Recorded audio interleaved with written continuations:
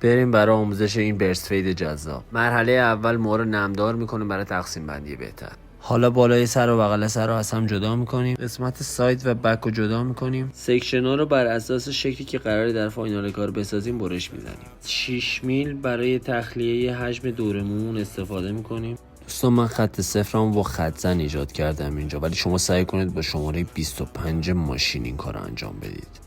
حالا از 4.5 گارد باز برای زمینه بهتر تا نزدیک 6 میل زمینمون رو تمیز میکنیم. حالا از 3 میل گارد باز برای ساختن یه زمینه توسی خوشگل استفاده میکنیم. جونه و قیچی پیتاژ برای کانکت کردن و تمیز کردن توسی به مشکی. دوستا شماره 1.5 همیشه برای ایجاد کردن لاین توسی روشنه. و در آخر برای محو کردن خط کامل صفر از 25 ماشین با کورنل به صورت زیگزاگ استفاده میکنیم. اگر لکه یا لاینی مونده بود با قیچی پیتاژ اونو از بین میبریم.